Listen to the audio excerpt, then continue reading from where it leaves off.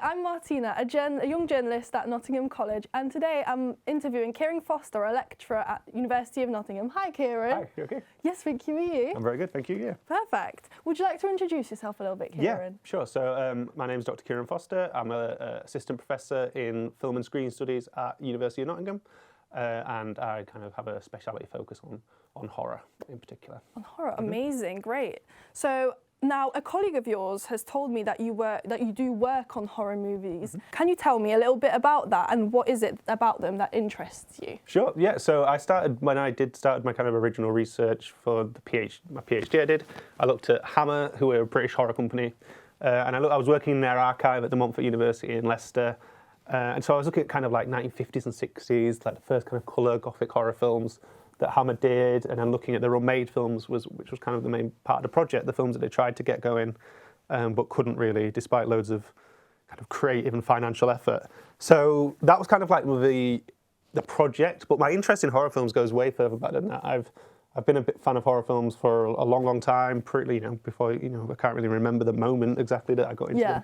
Yeah. But there was like, I'm a huge fan of a wide range of horror films, so from slasher films to kind of more, I guess cerebral is the wrong word, but like things like The Shining and things like that. Okay. Stephen King. Yeah, Stephen King. Like Yeah. Okay. All of that. So horror is a really wide-ranging thing, and I'm sure we'll speak about that further. So it's hard to kind of say like, what is about horror necessarily, because there's so much of it, but how the different types of horror kind of intersect and work is where my interest in. So I'm really interested at the moment looking at franchises, these big horror franchises like Saw, Halloween and things like that, and how they kind of extend outside of the movies. So like there's Thorpe Park, there's like a Saw roller coaster, for example. Yes, I think I've heard of that. Yeah, actually. I've not been on it. No, I haven't been on it either. I haven't been to Thorpe Park. And there's like Halloween Horror Nights in the US, where they have all these horror mazes that are based around I'm sure some of the ones up. Yeah, The Shining has had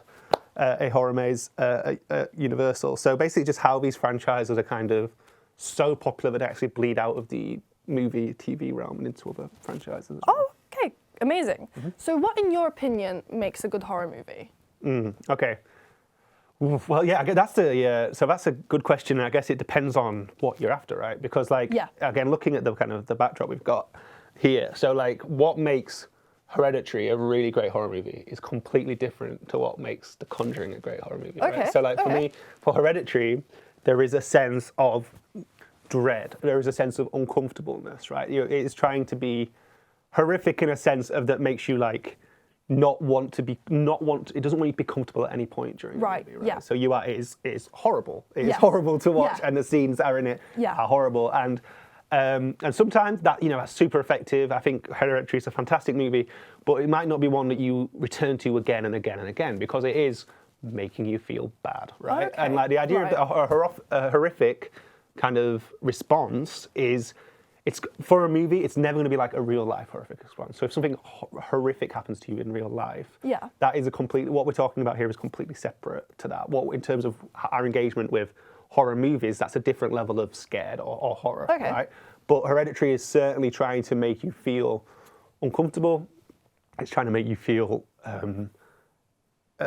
like scared at a level which is outside of just jumpiness and things like that. It's trying to make you kind of go under your skin and make you, in a psychological sense, ill at ease, right? Yes. And you can watch that movie, and I watched that movie and go, it is brilliant at doing this. Like, they're doing it incredibly well, right? So Ari Aster, who made Hereditary, is doing an incredibly good job at hitting those notes of making you feel uncomfortable. So that is a great horror movie because it's doing exactly what to do in terms of being horrific. It could have failed at that. It could be a movie that is trying to be suspenseful, dread-inducing, and it actually is boring and it's not working. Yes. And that's a bad horror movie. But what The Conjuring is doing, The Conjuring is not trying to get fully under your skin in that way. It's not trying to make you uncomfortable. It's not trying to make you ill at ease. It's effectively working as like a roller coaster ride because it's based around jumps. So the idea kind of around Conjuring is these set pieces around this haunted house. So how that works is basically building up suspense in these key sequences to make you jump. And the thing is, for a horror movie like that, which is kind of reliant, and people will sometimes say that jump scares are not as good, like, they don't work as well. Like, that someone will say, oh, Hereditary is a better horror movie because it's not relying on jump scares, as if jump scares is like a shortcut. But jump scares are actually really, a good jump scare is amazing. So like, you know, in terms of how the camera is moving, how the actors are kind of building up suspense through their facial expressions are often, obviously, because it's often very quiet, how the music is used, and then the eventual payoff and how it builds to that payoff is really, really effective. And if a good jump scare will make you jump, but the thing that happens straight after you jump or scream or swear, often swear, is laugh, right? Yeah. So you will laugh. And that's that kind of roller coaster thing of, this is scary, I'm being thrown around. Yeah. It's inducing this kind of like, motion, but you're laughing, you're enjoying it. And that's something like, The Conjuring has got some very dark themes. It is about, death and haunting and stuff, but the actual set pieces in terms of that jump scare, building those jump scares, that is about something that is more cathartic and kind of almost like relief-inducing than something like Hereditary, which is building to this kind of sense of dread and leaving you with that sense of dread. Oh, okay. So I think it depends on the movie. I mean, The Shining is definitely more in that Hereditary tone in terms of making that kind of dread feeling and base it's all in the atmosphere of it, as opposed to quiet bang, which a lot of these films are. But there's absolutely nothing wrong with the quiet bang stuff as well. Yeah. So sometimes it just depends what you're looking for. It does. It depends on the person. Exactly. It depends on the person. And horror is such, because it's so popular at the moment. There's such, and it always has been an extremely like varied genre. And people will argue what horror is and what isn't. And like Silence of the Lambs won the Best Picture Oscar, and people said it's not a horror film, but it kind of is, right? Like it's got there is absolutely a horror film in terms of its how it's that sense of dread, the kind of murders, the focus on kind of gore and the impact. There's loads of things in Silence of the Lambs that make it a horror movie. It just really, because it had this kind of sense of prestige around it. And horror is sometimes seen as a lower art form. I mean, not as much anymore, but certainly then.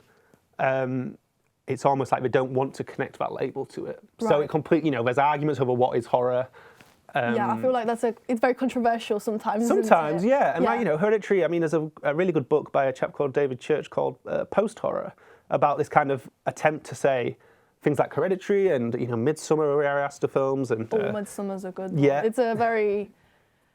It's a very interesting one, Midsommar, because it could be I could talk about Midsommar and make it a whole topic. When I first watched Midsommar, I'll never forget that feeling, because at first I was like, it's a bit boring. It just seems kind of, everything's normal.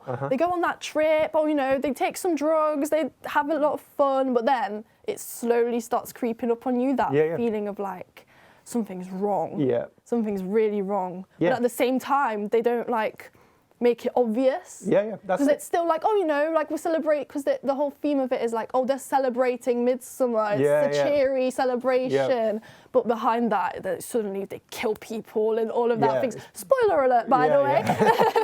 I mean, it's 2.5 hours long as well, right? So it has time to get the atmosphere going. And then that feeling that it just leaves you with after it's done is crazy. It's bizarre, exactly, and it stays with you, and it's exactly that same thing.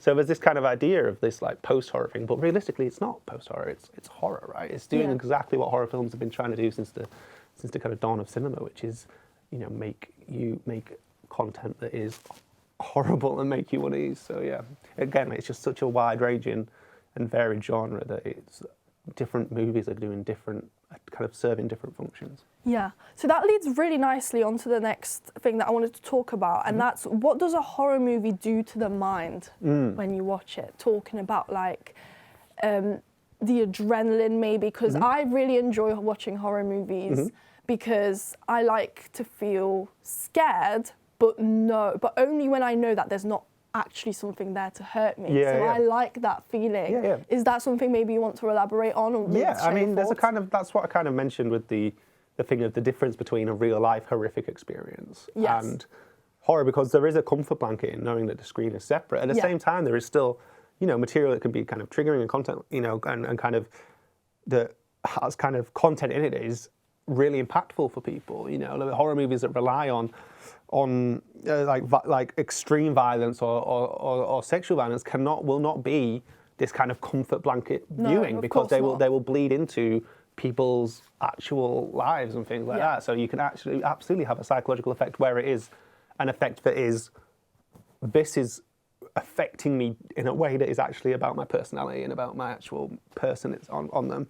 Whereas other ones horror can be kind of almost like confectionery, kind of like cheap thrill, like works. You can watch it and you jump in and you're screaming at the time, and then the film finishes and it's gone. Yeah, right? Like, yeah, done. yeah. Like just disposable almost.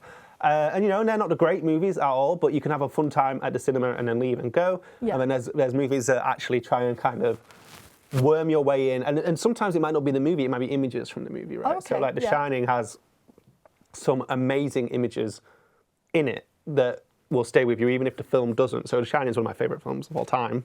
So I love the movie, but even for someone who's not loved the movie, you could show them images of The Shining.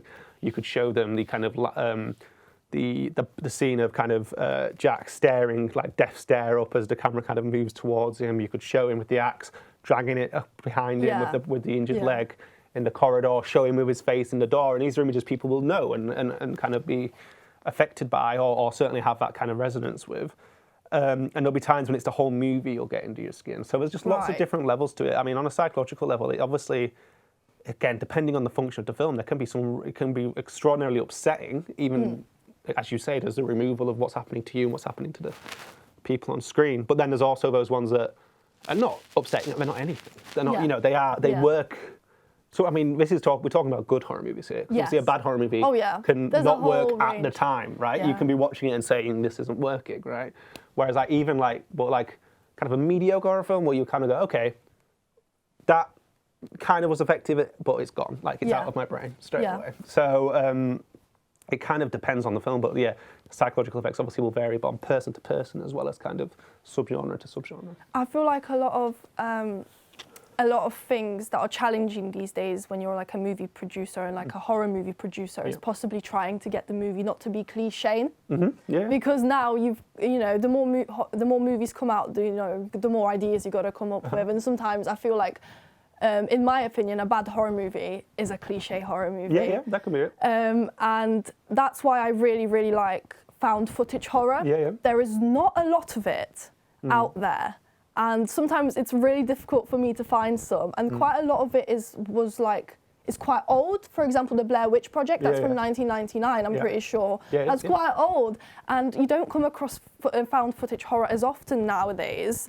But that's kind of what scares me the most, because it puts you in that point of view of the character where you, opposing to like regular horror movies where you can kind of like sometimes imagine that there's a cameraman stood there recording recording the characters. And with found footage horror, what I really love about it is that it gets under my skin because you're in that point of view of the character. So I was wondering, do you have an opinion on like found footage horror? Is that maybe something that you enjoy? Yeah, it is. Yeah. So first off, I think you're right. I think it's about perspective, right? So as you say, like, as I say, that kind of comfort blanket of it not being about you. Yeah. With found footage, that's actually blurred a bit because you are the camera. You are the kind of extension of the person by being the camera, right? And just to kind of, there's two really great books by Dr. Shelley McMurdo and Dr. Pete Turner that look at found footage as a genre, right, and how it's explored. So those two, you should. Those two are the experts on this. I am a hack compared to those on this subject, but and it's kind of a genre. It's interesting. It's kind of had two waves because it was Blair Witch Project. Yes. And the Blair Witch Project is so successful. I mean, there's like films even like earlier than that, like Cannibal Holocaust, that kind of act as kind of anomalies almost. Like it's found footage, but it's not something that is like becomes a trend. And Blair, and Blair Witch is extraordinarily successful commercially, which means loads of people see it as well. So, but that doesn't necessarily start a massive trend of found footage. It spikes massively with Paranormal Activity. Yeah. That's when there's like suddenly an influx. I love Paranormal Activity. Right. So that's a franchise that is still, going until, up until fairly recently, they're making those movies. Yeah.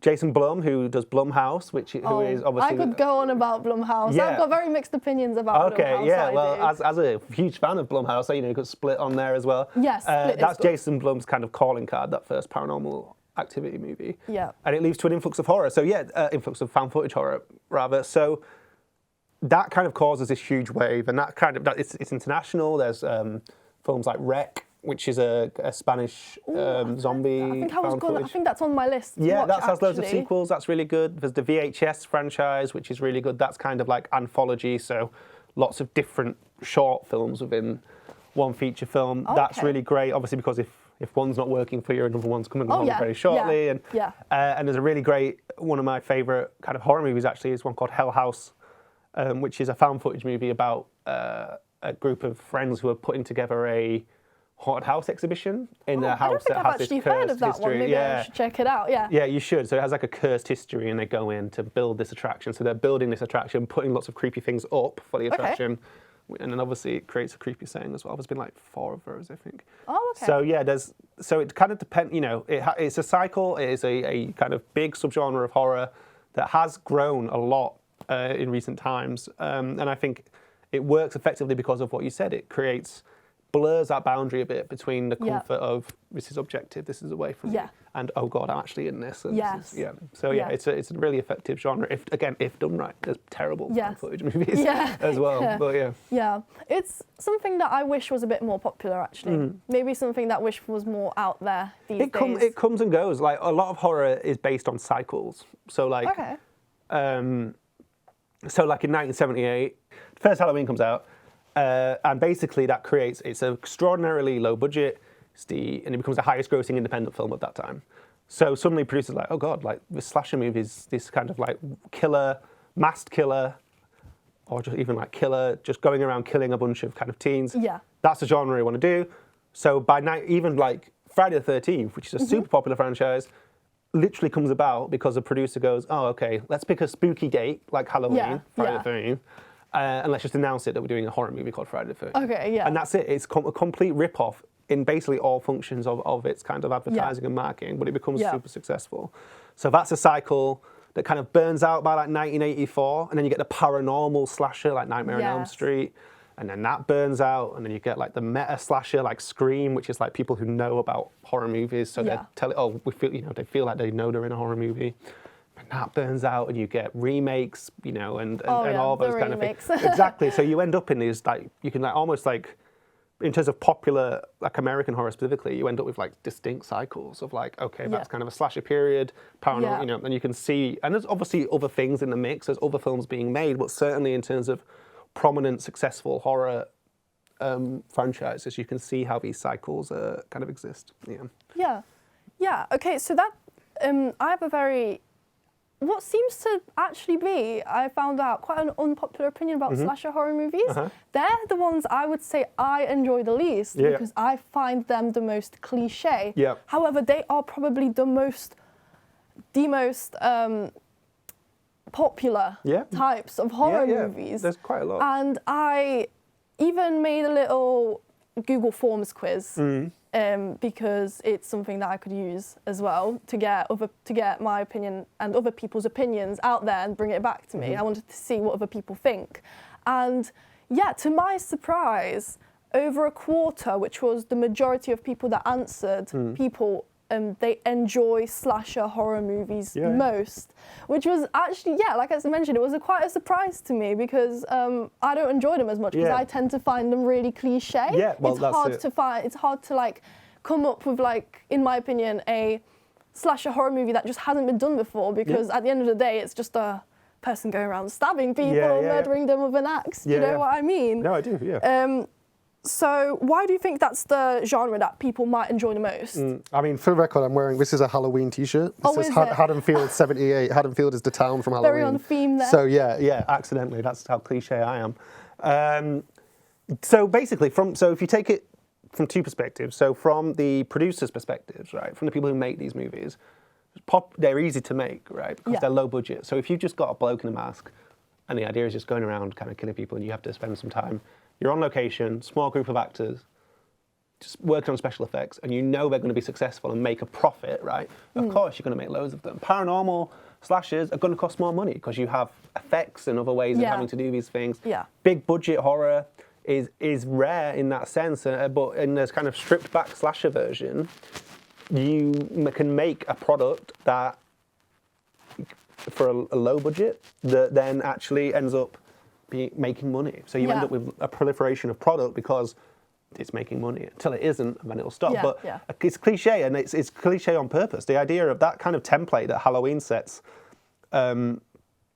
is interesting. I mean, yeah, when Black Christmas, I guess Black Christmas is probably the first slasher, but like if Halloween is taken as kind of like the archetypal super successful slasher, that formula is replicated in many other different movies, but then it's also perfect for sequelization, right? Because you say, that's okay, true. let's do it in the hospital with different crew. Yeah. And it widens and becomes. And the first Halloween is not gory. Like it's not gory. It's but you watch the second one, which comes post Friday the 13th, which has emphasised the gore and effect. Yeah. And it's way gorier, right? So you actually see these stakes being raised, but there's a template to them, and that template works for producers, but it clearly works for audiences. So the stuff that you obviously would call cliche is cliche, I agree. Okay. But it's about the setups themselves. So it's, it's not just about, it's just a guy who goes around killing people. It's about how the kills are happening and the iconography of the killers as well. So like the Michael mask and the, and Freddy Krueger's claw and Jason Voorhees' hockey mask. I mean, so Halloween is a really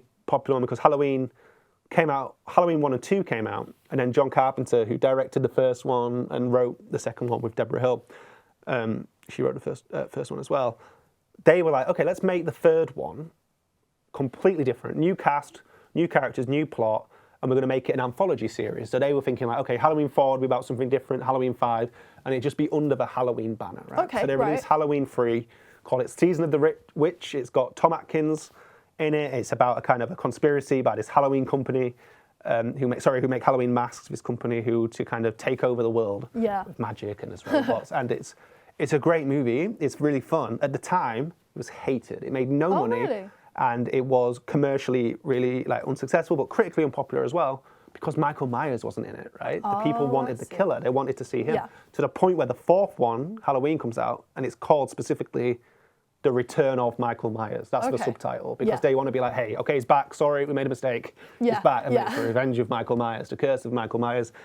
Like that idea of that the slasher character is what's important to a lot of people as well. Like that iconography.